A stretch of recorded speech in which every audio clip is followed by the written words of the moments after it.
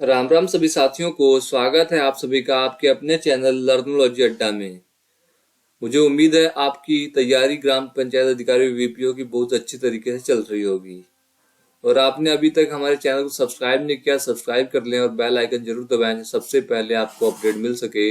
Mains fees कब भरी जाएगी, एग्जाम कब होगा और डेली शाम को आप 5 बजे हमारे प्रैक्टिस सेट देख ही सकते हैं। आज हमारा 22वां प्रैक्टिस सेट होने वाला है और इसमें वही प्रश्न मैं लेके आ रहा हूँ जो एग्जाम के नजरिए से बहुत ज्यादा महत्वपूर्ण है और यही लगभग ऐसे ही क्वेश्चन और यही क्वेश्चन एग्जाम में पूछे भी जाएंगे। तो आपने हमारी पुरानी वीडियोस नहीं देखी तो आई बटन में लिंक दे रहा हूँ, जाकर वहां देख सकते हैं।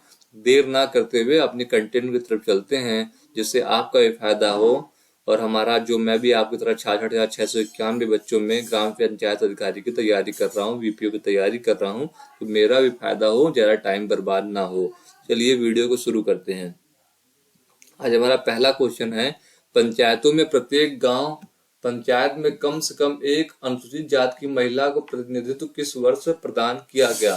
तो किस वर्ष महिलाओं को मतलब आरक्षण दिया गया अनुसूचित जाति के, तो 1986 में, 87 में, 88 में या 1989 में। तो जब महिलाओं को दिया गया यह सुविधा 30% आरक्षण का, उसी टाइम एक एससी जाति की महिला को भी प्रतिनिधित्व किस वर्ष में प्रदान किया गया, तो 1988 में प्रदान किया गया।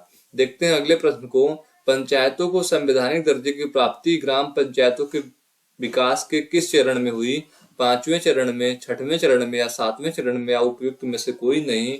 तो जो 6वां चरण चल रहा था ना, 6वां चरण जब चल रहा था पंचायतों के विकास का, उसी साल 1992 में, उसी साल लगभग 1992 में 73वां संशोधन पास हुआ, पारित हुआ और उसमें पंचायतों को संवैधानिक दर्जा मिला। चलिए देखते हैं अगले क्वेश्चन को, सामुदायिक विकास कार्यक्रम की शुरुआत किस वर्ष में हुई थी। तो अगर आपने देखा होगा बहुत पहला वीडियो और कई बार सीडीपी प्रोग्राम के बारे में जिक्र किया जा चुका है, जिसकी शुरुआत 1952 में हुई थी। कब हुई थी? 1952 में। यही जो सामुदायिक विकास कार्यक्रम था और राष्ट्रीय विस्तार सेवा था, इन्हीं की समीक्षा करने के लिए बलवंत राय मेहता कमेटी बनाई गई थी। चलिए देखते हैं अगले क्वेश्चन को, पंचायती राज संस्थाओं के सशक्तिकरण के लिए किस वर्ष नोडल एजेंसी के रूप में पंचायती राज मंत्रालय बनाया गया। 2001 में, 2002 में, 2003 में या 2004 में। तो कब बनाया गया? 2004 में, 2004 में बनाया गया। 73वें संविधान संशोधन अधिनियम 1992 द्वारा पंचायती राज को एक संस्था के तौर पर गांव, मध्यवर्ती और जिला स्तर पर शासन के तृतीय पायदान के रूप में स्थापित किया गया। पंचायती राज मंत्रालय का गठन वर्ष 2004 में किया जाता है। कब किया जाता है? वर्ष 2004 में किया जाता है। देखते हैं अगले प्रश्न को, राष्ट्रीय सामाजिक सहायता कार्यक्रम किस मंत्रालय द्वारा संचालित होता है। ग्रामीण विकास मंत्रालय द्वारा, शहरी विकास मंत्रालय द्वारा या पंचायती राज मंत्रालय द्वारा या इनमें से कोई नहीं। तो जो हमारा राष्ट्रीय सामाजिक सहायता कार्यक्रम है यह ग्रामीण विकास मंत्रालय द्वारा संचालित होता है। किसके द्वारा संचालित होता है? तो ग्रामीण विकास मंत्रालय द्वारा संचालित होता है। देखते हैं अगले प्रश्न को, उत्तर प्रदेश में ग्राम पंचायतों की कुल संख्या कितनी है। अभी जो हमारी त्रिस्तरीय पंचायत व्यवस्था है, अब के समय हमारे पास कितने ग्राम पंचायत हैं। तो मैंने अभी आपको पहले जब वो बता रहा था 5वें चरण में इतने गांव थे, 72,344, ऐसे उस टाइम मैंने बताया कि डिलिमिटेशन करके, डिलिमिटेशन कमेटी जब बनाई गई, कई गांवों को जोड़कर एक पंचायत बनाया गया, तो उसमें जो पंचायतों में कमी आ गई और 57,705 इस समय वर्तमान में हमारे उत्तर प्रदेश में 57,705 ग्राम पंचायतें मौजूद हैं। ग्राम पंचायत में कितने सदस्य होते हैं?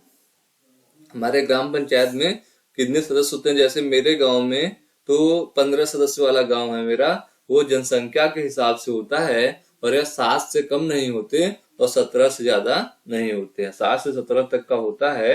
जैसे हमारे गांव का जो 5,000 तक की आबादी है तो हमारे गांव में 15 है। जो 5,000 से ऊपर आबादी होती है तो कितने होते हैं? 17 होते हैं। इस प्रकार से ग्राम पंचायतों का गठन होता है। हमने दूसरे तीसरे वीडियो में पूरा कितनी जनसंख्या पे कितने वार्ड सदस्य होंगे इस पर पूरा डिटेल से वीडियो बनाया गया है, प्लेलिस्ट में आप जाकर देख सकते हैं। इसका ऑप्शन जो है ए सही होगा।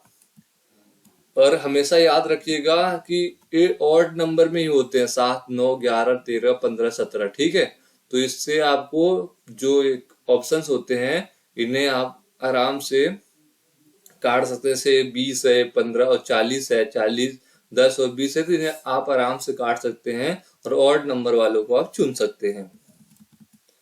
अगला प्रश्न है हमारे सामने, ग्राम पंचायत के कार्य व मत का उल्लेख पंचायती राज अधिनियम की किस धारा में हुआ है? धारा 15-16 में, धारा 14-15 में, धारा 20 और 21 में, या धारा 16 या 17 में? तो जो हमारे कार्य और मत का उल्लेख पंचायती राज अधिनियम जो है हमारा, उसमें धारा 15-16 में किया गया, धारा 15-16 सेक्शन 15-16 में किया गया है। देखते हैं अगले प्रश्न को, किस धारा में उल्लिखित है कि ग्राम पंचायत अपने क्षेत्र के बाहर के संगठनों को चंदा देती है? मतलब जो हमारा ग्राम पंचायत हो किसी भी कार्य के लिए बाहरी लोगों को भी चंदा दे सकती है।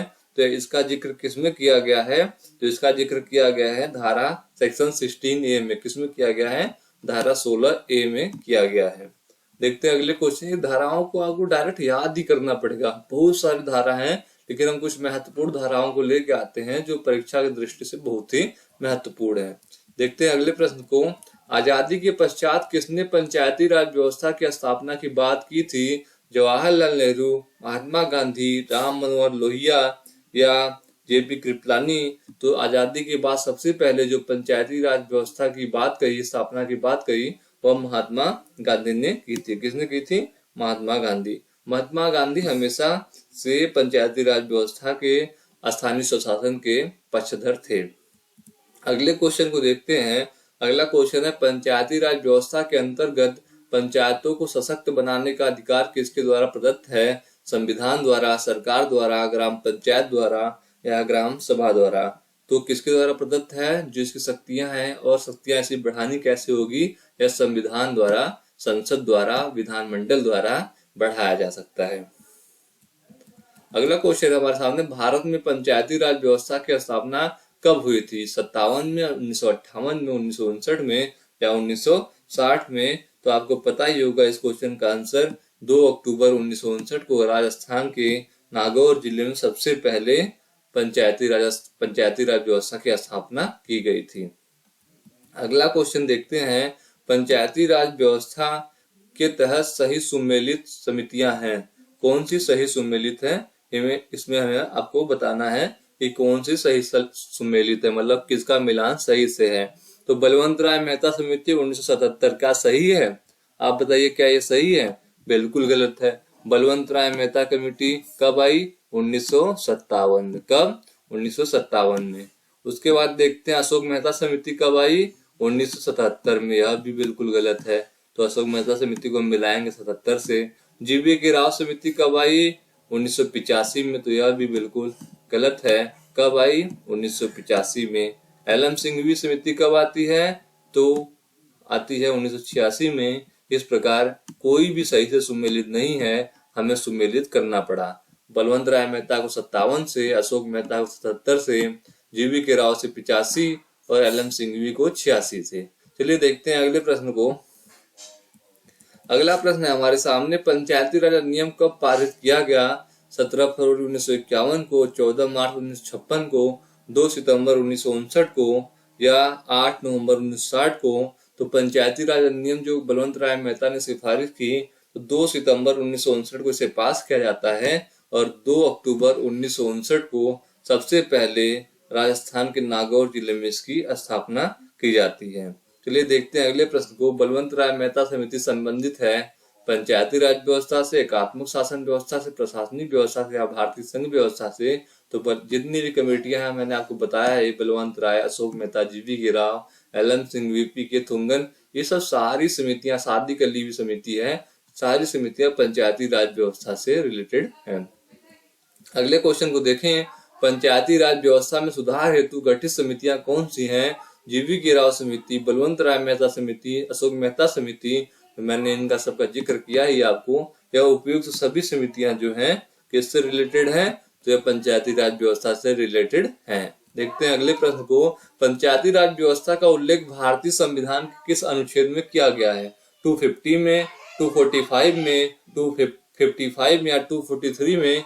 मैंने आपको बताया हुआ है कि आपको अगर संविधान में याद रखना है तो आर्टिकल 40 याद रखना है, पार्ट 9 याद रखना है, शेड्यूल 11 याद रखना है और अनुच्छेद 243 से लेकर 243O तक 243 ओ या हिंदी में 243 अड़ा तक हमें याद रखना है। चलिए देखते हैं अगले प्रश्न को।